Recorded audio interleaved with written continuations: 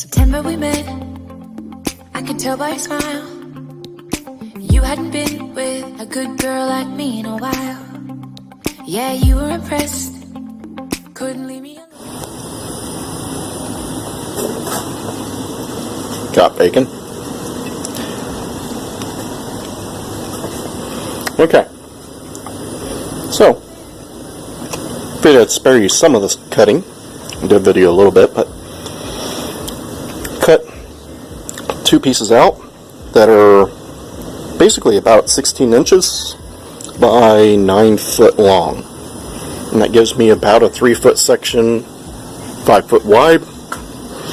Another section that's about 2 foot wide by 9 foot as kind of scrap slash I'll probably use that stuff to build like a little one right here. Once I figure out where my steering will go and everything, I want to put a plate up here to keep the wind from being so ridiculous on going up your legs. Probably will build the skid plates out of that. I may put a section under the back seat, a little more, or at least a couple of small pieces, just in case there's a stump or something. But I knew I couldn't do like one whole piece there. I had to do it separate so I could have two pieces for the roof. The way the math works out. At least that's my thought of it. So anyways, factory cut on the top here, the jigsaw cut on the bottom. Here's the jigsaw cut on the lifter. It's not bad. Got a little, a little wavy, but nothing horrible. Shoot, my black line is more wavy than anything else. But that gives me two pieces to go for the sides, starting from this tube going all the way back to the back. The chassis is smaller in the front than it is in the rear.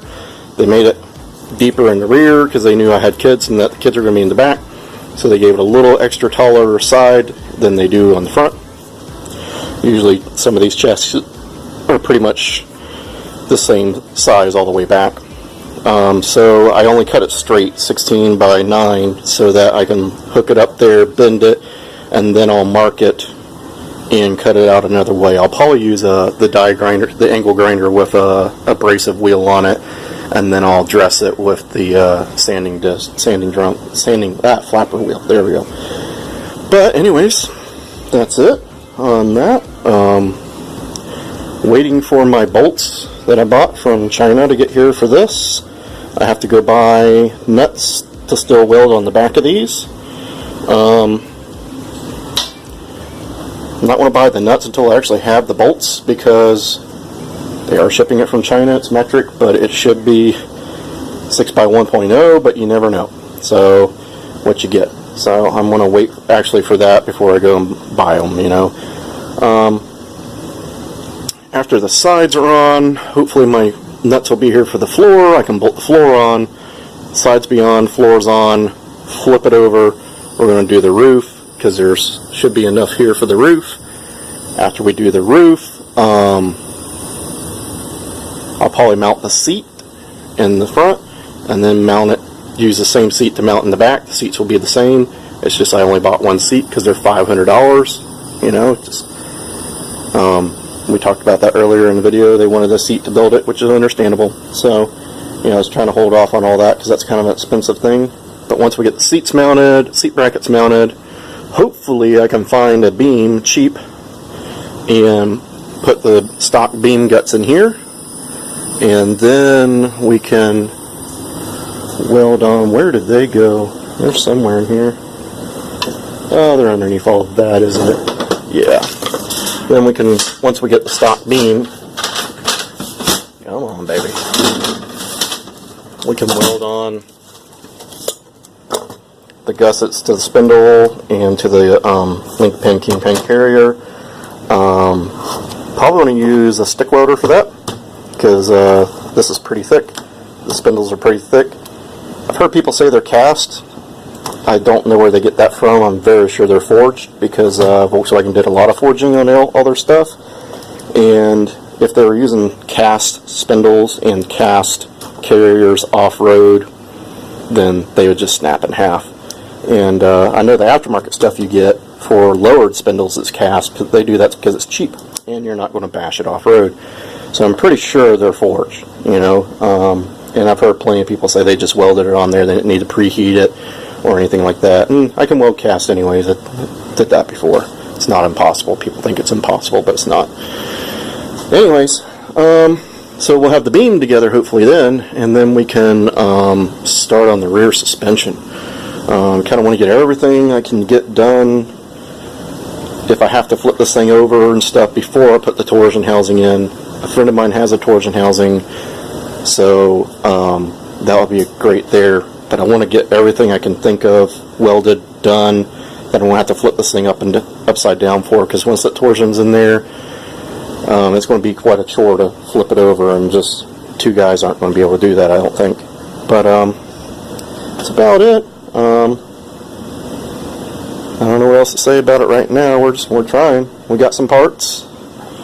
Got brackets for parts I don't even have yet. These are the multi-shock link setup for boxed-in stock trailing arms. If you're ever wondering, the bones, at least on this kit from Impy, is metric, which is awesome. So like I say, I want to try and keep everything metric. And then I bought these reinforcing kits for stock trailing arms. I'm going to use stock pretty much everything. The beam, like I say, I was going to use a stock beam and just weld the towers on, but that was a better, cheaper deal for the amount of effort. You know, $206 shipped to the door, I think it was, or something like that.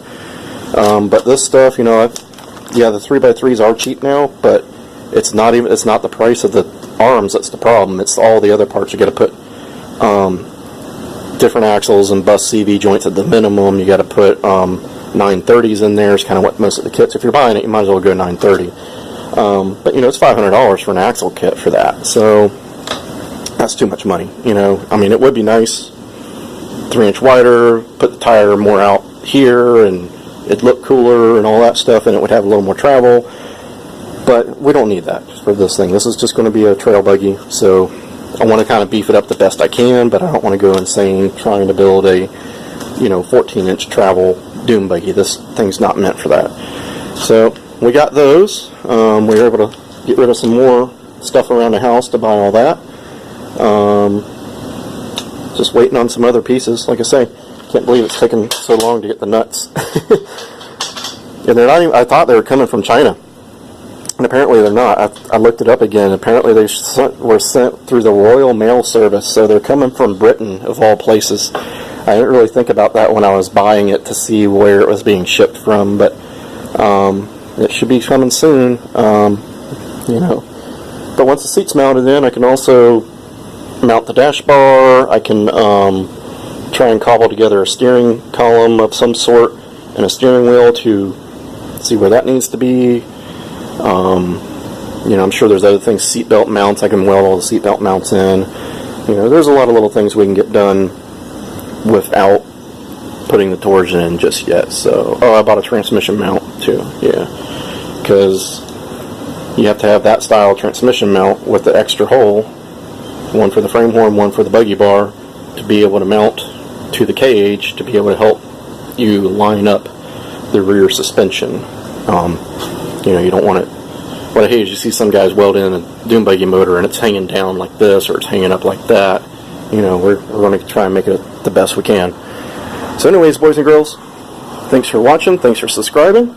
We're over 770 or something, I think. No, I haven't even checked in a little bit, but thank you for everybody that subs. Apparently the dune buggy's not as popular as I was thinking it would be, according to the views, but that doesn't matter. Hopefully, you know, people are watching this and they can see something I do, and if I'm making a mistake, they can say, hey, I'm not going to do what that guy did. Or if they see something I did that they like, they can do that.